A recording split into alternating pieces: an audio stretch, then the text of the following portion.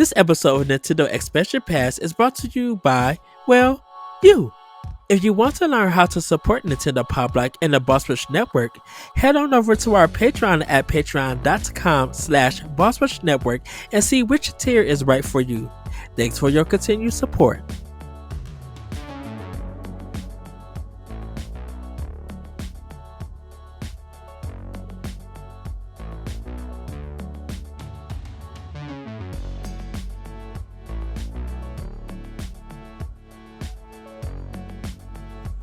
Hello everybody, welcome to Nintendo Expansion Pass here on Boss Rush Network. I'm your host and that's excited ADV. Joining me is the one, the only Bossman himself, Mr. Corey Dirrig. Hello, good sir.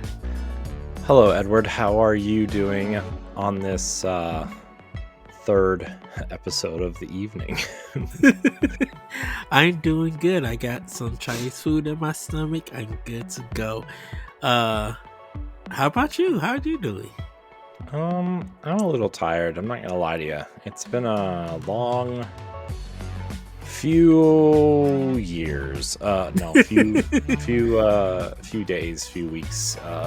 But I'm hanging in there and trying to get some stuff done before PAX and all that stuff.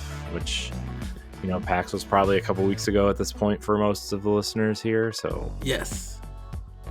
But yeah, look, man, just trying to get stuff done so we can all take a week off and have a week to, it's kind of rest and take off and figure it out. Yes.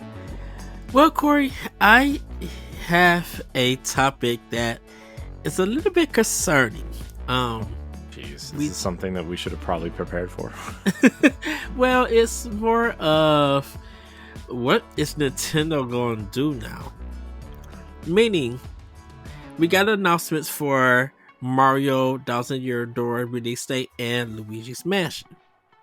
So, Mario is coming out May 23rd, and for Paper Mario Thousand Year Door, and Luigi's Mansion Dark Moon HD is coming out June 14th. Pretty much, we now know everything that is coming out first party wise from Nintendo Switch. What we don't know is what they're doing for the rest of the year. So after June, pretty much from July till the end of the year, we don't have a clue what Nintendo's going to do. And it's getting kind of concerning because we don't have any updates or announcements of their next console. We don't know if there's more ports or IPs or sequels or what is coming to the Nintendo Switch this year. And, they're getting close to hitting their goal to be for Nintendo Switch to be number one. They got a few still double-digit sales that they need to hit. But we don't know if they're gonna achieve it by their next system. It's gonna be very interesting. So I kind of want to ask you, outside of Metroid Prime Remaster, what can Nintendo do for this year? Like, what can they deliver us this year, starting from July until the end of the year? Well, they could do quite a few things, I think. I think they're going to have a couple smaller titles come out. I think also Pokemon is probably going to carry a load a little bit this fall / early next year. But I also think we're starting to see them bring 3DS games over to the Switch, which is very exciting. And if they're going to start porting things like that, like Samus Returns comes to mind. A Link Between Worlds, I think, is something that we would all enjoy having on the Switch at some point. I feel like that's coming. And I think those remasters or remakes or whatever you want to call those games, right? I think I think Nintendo could support the Switch for a long time on HD remasters of DS, 3DS, GameCube, and Wii games. There are so many they could pull from, and so many they will pull from. Um, so I think we're going to see a lot of that type of thing. We know Nintendo wants to release a Zelda product every year on the Switch. They said as much, and there's only 1 year that they didn't, and that's because Tears of the Kingdom got delayed, Yes. right? Um, and so, I fully expect some sort of Zelda product this year. Probably September, October timeframe. I think everybody's hoping it's Wind Waker and Twilight Princess that will make their way over. Mm-hmm. I could see A Link Between Worlds because we have gotten so many 3D Zeldas lately. I think they would maybe put out a 2D top-down ish Zelda to kind of cater to that crowd. I think, man, dude, there's so much they could do. I think you're gonna see a couple new titles though from them,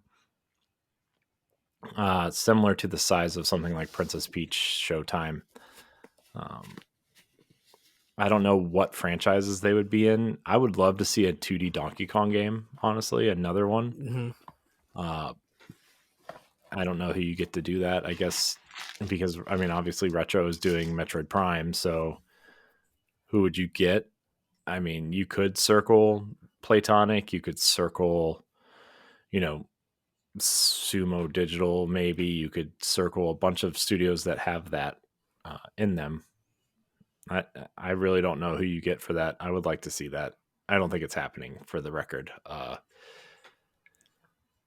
I'm going through this list that I recently made of and I'm looking at franchises that could possibly, you know, come over from Nintendo. We haven't gotten a Mario and Luigi game yet. The Correct. only one that hasn't gotten a quote unquote remaster for the next system is Partners in Time, which was the DS game, the first DS game. Mm-hmm. We could possibly see that, or like some sort of collection of the Mario and Luigi games would be awesome. That would be awesome. Yes. Man, I would love Color Splash to come to Switch. Because Yeah, but I think that game is. we're getting a Paper Mario this year though. They're not going to put out 2 in a year. I know, but man, I still would want it. And to be honest with you, I kind of just want all the Wii U games to be ported over at this point. Like, Mm-hmm. why? Even the ones that have sequels or similar style games like Yoshi's Woolly World. I still think Yoshi's Woolly World is much better than Yoshi's Crafted World, in my opinion. Kirby's Epic Yarn could probably would be awesome to see. Rainbow Curse, although that Rainbow Curse might not work because you need the Wii U gamepad to draw Yeah. on the console. Yeah. I could see. I think the GameCube remasters are not done this year. I don't think the Wii remasters are done this year. I was actually just looking at a copy of The Last Story because I have the Oh, collector's edition. I have the collector's edition, and I have everything except for the game, because at one point I moved and I kept a lot of stuff at my parents', and that was a game that I took with me, but I left the collector's edition stuff at my parents', and then, you know, it is what it is. But uh I think we could. I would love to see that in Pandora's Tower come over. Those are the last Operation Rainfall games from the Wii, right? I feel Uh, like those are partner direct titles that they'll yeah, quickly announce and drop, and I'll be like, "Oh, I would give you guys coin for that." Like yeah, but straight also up. something like The Last Story, and something we've actually talked about in terms of the Xbox side of things for Lost Odyssey. How many people want a sequel to Lost Odyssey, which is an awesome JRPG. If you have an Mm-hmm. Xbox, it's backwards compatible. It's on sale all the time. Please play it. But The Last Story also, like, even though I think Nintendo owns The Last Story and I think Microsoft owns Lost Odyssey, I wonder if it's a situation where Mistwalker has the first right of refusal to have that game re-released in any fashion. Although I do know Mistwalker's, that's a game we might see this year. It's Mistwalker's Fantasian, that mobile game that they said that they are testing on consoles at this point, Yeah, that which that is like, would. man, I think so that's a summer. I think that would be a good summer announcement. And I don't know if it like that game. Did they do like a beta and then release the full game, or they actually released the full game when it I came out don't. for Apple I think Arcade? they released it in chapters, but I'm not. I really don't know. I really don't know. I I don't know what to tell you there. Because I think more people are ready to give it a try on Switch if they dropped it. Yeah, it's part of Apple Arcade. It's like an exclusive for Apple Arcade, so I don't know how that stuff really works, to be honest. Uh, but on top of that, like I don't really know where you go. Do we get a Fire Emblem Fates port like they have been teasing since 2018 ish? Hmm. Um, do we get another Warrior style games? I've heard people kind of want a Xenoblade Warriors game, which I don't, but whatever. I I mean, mean, Xenoblade Chronicles X is the game that I really want, but yeah. I mean, we still got Professor Layton and Fantasy Life I. Um, we still yeah, got that level 5 stuff, but it's just like, man, when are we going to see it though? yeah. I mean, it's. I'm telling you, it's all going to be ports and smaller games from here on out. I truly think so, and indies, obviously. Uh, but I really don't know what to tell you in terms of games that might make it over. I mean, the Metroid Prime 2 and 3 remasters are easy punts, right? Like I think Yeah. that works. What I would love to see is Sega maybe bring some Dreamcast ports over, like Skies of Arcadia, or Oh, maybe Jet Set Radio, or although we know all those are kind of in production right now, or I mean, Switch doesn't have a Star Fox game. What no, if we got no. Star Fox Assault or Star Fox Zero, or um, even Adventure? I guess you could do. Yeah, because we only got 1 and 2 on NSO. That's all we have. Mhm. Yeah. So I mean, you could see And stuff like that. Starlink. Yeah. Or I really don't know, except for the fact that I think in my heart of hearts that it's just going to be a bunch of ports, and they're going to be, uh, I think Metroid Prime 2 and 3 are going to be packaged together for sure this Hmm. year. Um, Especially if Metroid Prime 4 is coming, they are going to want people to play that entire series. And I think that's to hype up Metroid Prime 4. The easy drop in the bucket is the Metroid Prime 2 and 3 remasters. Yes. I think that's really the only, I don't know what you want to call it, easy win for them at this point. And the Zelda games would be easy wins for them. Uh, and honestly, that with like some Pokemon stuff, like I think that might be, Galaxy 2, right? I think Galaxy 2 could be a potential something they could drop, especially if for people who bought Mario 3D All Stars, or Yeah. this might be the year where they start selling those separately. You know, they Oh, could that. totally sell Sunshine and Galaxy separately. Yeah. And I know people would be like, but they should have did that on Mario on March 2. I'm like, no. I think Yeah, they want to do this for like the longer run. That you could buy these games individually. That they brought them mhm. back, and if you want them, bam, you can Yeah. get them. You can buy them Look, for this price. look, everybody, you're lucky that Nintendo even acknowledged Mario Day. Okay, like they don't do anniversaries. We've learned that, right? I mean, Mm-hmm. the most hilarious thing, right, is that like the Mario 25th anniversary for Wii was literally just a rip of the ROM of Super Mario All Stars plus World, right, Yeah. on the disc, and it didn't even have modern, like, the Wii controls on it. It still had the Super Nintendo controller. It still had the Super Mm-hmm. Nintendo buttons, Super Nintendo prompts. The entire screen layout was for the Super Nintendo. Like, they don't do anniversaries. Like, I mean, I could see them doing like a 50th anniversary for Mario at some point, or Donkey Yeah. Kong, right? I guess Donkey Kong would be your first true 50th. Um, but at the end of the day, you know, Nintendo doesn't do that. And so I could totally see them breaking out Mario All 3D All Stars and selling Sunshine Galaxy and then Galaxy 2 separately at some point. Would they get physical box copies? That'd be really cool. I'd rather Oh have yeah. those. I'd rather have those box copies of those than the Mario 3D All Stars, to be perfectly honest with you. I think yeah, because I think there'll definitely be a limit.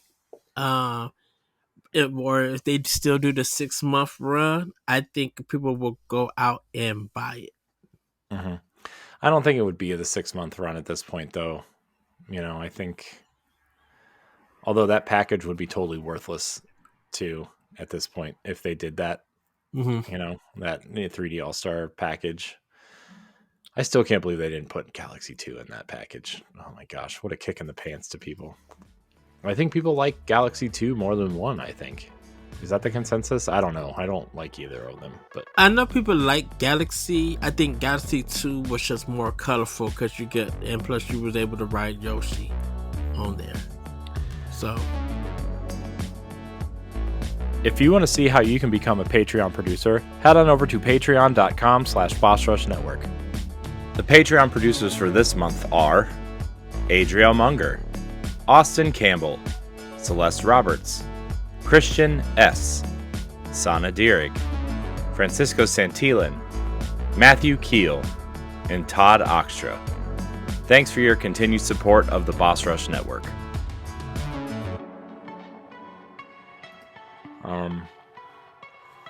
So, I mean, an easy one also, since Tropical Freeze is already on the Switch, you could do an HD version of Donkey Kong Country Returns, which I think would be an easy win. And if you don't want to port, Fire Emblem Fates over from 3DS, you could totally do a package of Radiant Dawn and Path of Radiance, right? Which is something I would really like to see, maybe. yeah, I think going through their old Fire Emblem collection, being on Switch, that definitely would register. That definitely would hit. Yeah, Make good. I can hear everybody yelling at us right now, but I don't care. No, like everybody, for some reason, remakes and remasters have been an entire discussion that people are just totally against. And I'm like, look, if I can play my old favorite games on the most modern of systems, I'm going to put it on my modern system. Right.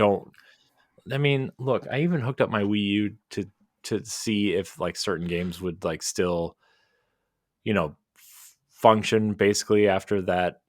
They closed the online stuff down, and like I also know if a lot of people are having issues getting their Wii U to turn on if it's been sitting for longer than 6 months to a year. Yes. And so like I have mine plugged in and I turn it on, you know, roughly once a month just to uh, make sure it's still working.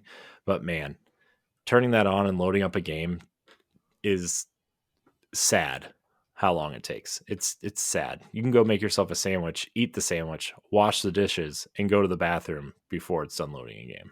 That's all I'm saying. Although I do like the Wii U. Shout Yes. out. I'm just kind of going through these games. I really don't know what else would make it over, to be honest. Unless you start going outside of Nintendo at this point. Because I wonder, does Nintendo, is it time to introduce a new IP for Nintendo? I mean, I think they will on the next console. I think they will on the next console. I don't think they're going to do it at the end of the Switch's life cycle. I think you do it at the beginning. I mean, like, look at ARMS. Yeah. It did well because the Switch didn't have a lot of games at that point, and people were hungry to play games on the Switch, and so ARMS, a new IP, was, right there. And was what it was.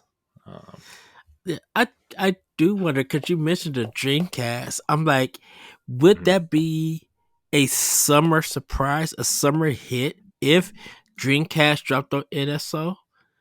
I Like, mean, and that's just what. do it like with 10 games, and they build from there. Because the Dreamcast do have a big library, Yeah, you know. I mean, I think I would like to see the Dreamcast, although Nintendo hasn't really updated, or Sega or Nintendo hasn't really updated the Sega portion of Nintendo Switch Online, Hmm. really, or at least they haven't been advertising it.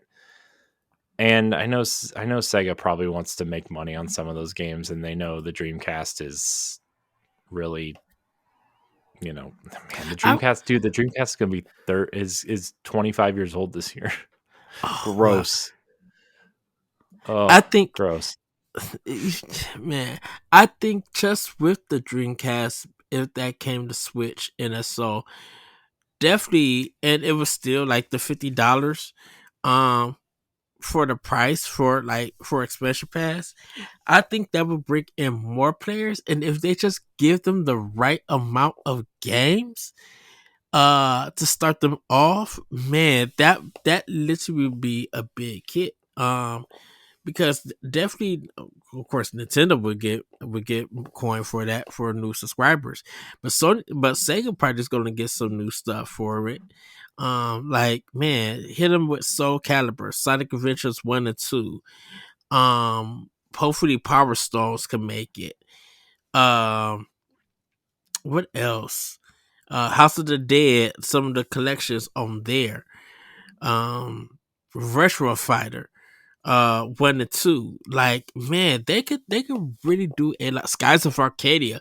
Skies of Arcadia would be the big drop to counter a lot of games in September. If there's like Mhm. not a big role playing game coming out, and it's kind of like I would say a little bit tired, not tired, a little bit dead. If they could drop Skies of Arcadia in September, man, that it would be big for RPG gamers. Mhm. Yeah, I mean, I really don't care at this point if they look. I mean, I really just want an easy way to access these older games. I don't care if I have to pay for them. I really don't. Right? Hmm. Like, I mean, you look at it. You look at a copy of Skies of Arcadia or Skies of Arcadia Legends on eBay, and it's like a billion gajillion dollars. And there's no easy way to play it. Let's see, Skies of Arcadia GameCube. All right, so this version, complete in box, not even it's used. It's kind of, man, this box is in rough shape. The disc has scratches on it. $175. Oh heck no! Like, put an HD version on modern consoles, sell it for $40. Look at Tales of Symphonia, right? I mean, do use the right version of the game, I'm gonna Yeah, say, but like, it's because I think the GameCube version of Skies of Arcadia fixed some things. well, it fixed some things, but it also added another playable character and a whole set of side missions too. Uh, so that's yeah, yeah. Skies of Arcadia Legends is probably the preferred version. Yeah, That would be my guess, at least. because But I know Monkey Ball is good and stuff, but I'm like, oh man, I'm like Sega, you have a chance yeah, but all those to. Monkey Ball games are on the Switch already. I know that, but I'm just that's what I'm saying. Like I know the Monkey Ball games do fine or do well. There's a lot of them with a new one coming out, but Sega could do so much more by bringing their some of these older games. Definitely from GameCube, and Dreamcast. Like Sega is a big factor into it. I know they're having a good relationship with Microsoft, all good and dandy, but I'm like, get get into that Nintendo coin that you know that you could get.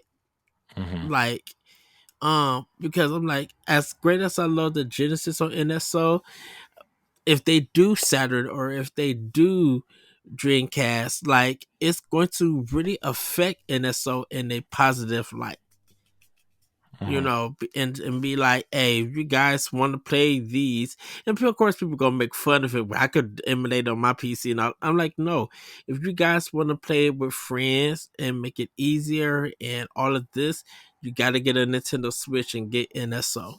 It's only Mhm. $50. If you already a Yeah, member and we still got that 1 month discount, bam, just add to the discount. Then it will come up to $50, and then that's your one time fee, and then following year it'll be another $50, and you can yeah. play all you want.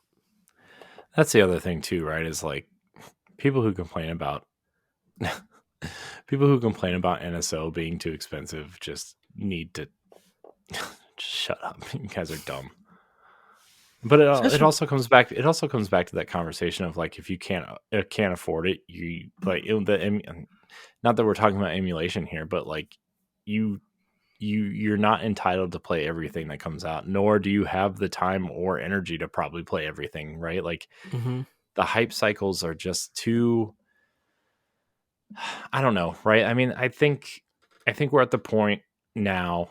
Well, I know we're at the point now where we get so excited for all these things, but we really, at the end of the day, need to buckle down and just pick and choose what we play. And if it's franchises we love, we stick to those franchises. And maybe if something new or interesting comes around, we end up getting that too, right? Like it's there are just too many games, too many things to love, and it's hard it's hard for people to do it all. And I've kind of learned that at various stages of doing this and my life anyway, right? Like I Destiny, for example, is like the thing where I now have every collector's edition, and hmm my final shape one is supposed to be here at the end of March. And I'm looking at that, and I that's it. I'm cutting off my Destiny collection there. You know, I mean, if a book comes out, I'm gonna get the book, like the Grimoire books. I'm gonna get those. But and in terms of collector's editions and paying for the $100 version of the game and getting season passes and skins and stuff, like no, I can't do that anymore. You know, All right. uh, and you look at something like, I would say you look at complete experiences, right? You look at like Final Fantasy remaster or remake and rebirth both have collector's edition. One has Cloud, I think, and the new one has Sephiroth, and the third one presumably will have a third character. Uh, Maybe it's Zack and Aerith. That would be my guess, depending on how the story goes in these. Which, by the way, I have some theories on. Every game has a RE, like remake, rebirth, reunion. I have theories on what that third one's going to be called, but uh, anyways, back to my point is like you have to pick and choose, and these games are hmm so large. I mean, Final Fantasy 7 Rebirth is like 100 and something hours long if you want to do everything, Yeah. and double that if you want to platinum it. So,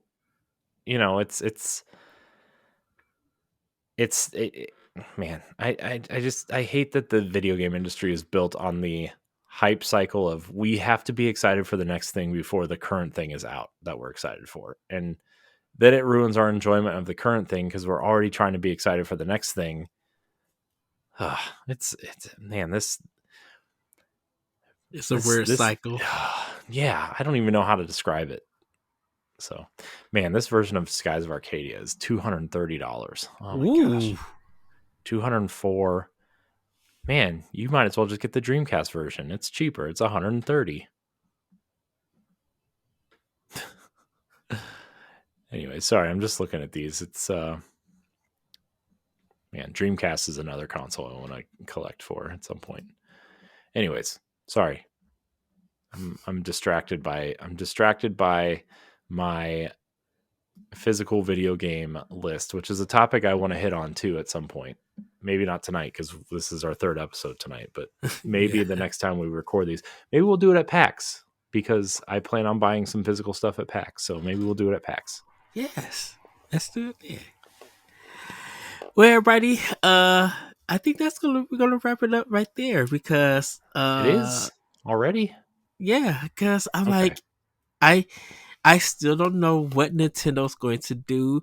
This I became worried because of 6 months. I mean, not 6 months, but well, yeah, actually 6 months. Yeah, because after June, like I said, after June, we have nothing. Like we don't know, and we don't know if Nintendo is going to be doing a proper direct after they just did their partners direct. What they're going to bring to the table? Are we still going to get a game every month, or something like? I think they do some sort of summer thing. I bet if they're gonna do it, it's gonna be probably after Keeley's summer game mess, whatever you want to call it. Which is surprising because we don't have a Nintendo game for April. Yeah, but are there any big? Hold on. I Because mean, we got another we've code. already gotten 5 huge games for Switch this year, though. Yeah, I mean, we got, let's see, if you another include third code. parties, if you We got include another third code in party, January. We Prince of got Persia in January. uh Donkey Kong versus Mario in February. We're getting Princess Peach this month. Nothing in April. We're getting Paper Mario in May and Dark Moon in June. Yeah, I'm trying to see if there's anything interesting coming to Switch in April that might offset that. Let's see, we have Braid Anniversary Edition. Yeah. Um, a new Saga game is coming to Switch in April. Weird. TMNT Tales of Kenzera, that EA original game. Yeah. Lunar Lander Beyond from Atari is coming. Aiden Chronicle 100 Heroes is coming. Oh, that's not coming to Switch though. I thought that was a Switch game. Grounded is coming to Switch in April. I mean, April is still big for Switch. Freedom Planet 2 is coming to Switch. Switch still has a lot in April. Maybe not Nintendo proper, but Uh-huh. then May, Endless Ocean Luminous and Paper Mario are coming. So let's see what July. Anything for July? Nothing yet. It looks like. Yeah, nothing. Yeah, I don't know, man. Switch is there's a lot coming in the first half, but second half is let's see. Hold on. Rumored 2024 Switch games. Let's see what comes up. See if we missed anything. 35 Switch games to look forward to in 2024. No, I don't want that. No, there's not even any like rumor stuff coming up. So I don't know. I think a lot of people are still too focused on the Switch 2 rumors that they're not even trying to pay attention to what's coming in the second half. Yeah. I forgot we got the Splatoon 3 DLC. Yeah, but that's coming out soonish, right? Or is it out? I think it's out already. Yeah. Yeah, I don't know what's coming out. I don't even know what to tell you is coming after June because there's like nothing. There's That's not even any why rumors. There's like no rumors. I think that's why it's going to be interesting to see what they do in June or July for the Nintendo Direct, because that summer Direct is very important. Yeah. New Switch games in Okay, so Grounded 2024. is hitting April 16th. So that's Yeah. the big one. Yeah. Um Yeah, I just try to look it up again, rumored Switch games, and it's everybody's just talking about Switch 2, which is fine, but you know, it is what it is, man. Yep, that is true. I kind of just don't want to talk about the Switch 2 anymore right now. I mean, we will if something important comes up, obviously on Pow Block, but I want to enjoy this seemingly last year of the Switch and see. Mm-hmm. I'm really excited to do our retrospective on this console, like we did with the Wii U once the Switch came out. And I Yes. still think we should do retrospective type episodes on at least some of the more recent quote unquote retro console, which by the way, that Nintendo commercial that said the 3DS was a retro console, gross. Come on. Did you see that Japanese commercial? I heard about it, but I haven't seen it yet. It was what was it? Somebody was playing, like, it was a Japanese commercial, and the kid was playing his Switch, and he was playing some Pokemon game on Switch or something. And the dad is getting like really nostalgic watching his kid play Pokemon on the Switch, like this young kid. And this dad goes to this box of his quote unquote old video games and pulls out a 3DS and starts playing Pokemon. I'm like, oh, come on. Like, you couldn't have at least just pulled out a Game Boy and made us all feel better. Or at least a Game Boy Color. Oh, if it's a Game Boy Color, that and like the SP with the flip one. Yeah. Man. So good times. My favorite Game Boy still is the Game Boy Pocket, man. Which is like partly why I wanted that analog Pocket that came out a while ago, is because it just reminded me of the Game Boy Pocket, because they had that silver one. They had black, white, and silver at one point, and I have a silver Game Boy Pocket that still works. And I was just like, man, Game Boy Pocket, the Game Boy Pocket with a backlit screen would still be like an amazing retro console. So I think I love the Game Boy Color, just the purple one, the see-through purple one, because I used to have one of those. Not like, I think that was my favorite. Ready for Game Boy Advance, I just had the purple one. Like, I don't know if there was any kind of designs. I think still the DS Lite, the black one, is probably the sexiest DS one that I enjoy. And then the 3DS one, my Legend of Zelda Gold one I loved, and the Pokemon 2DS, one that I like too. Yeah. So, look, we still got our 25 list Switch games to make. We still got our time capsule for Switch. You know what we should do?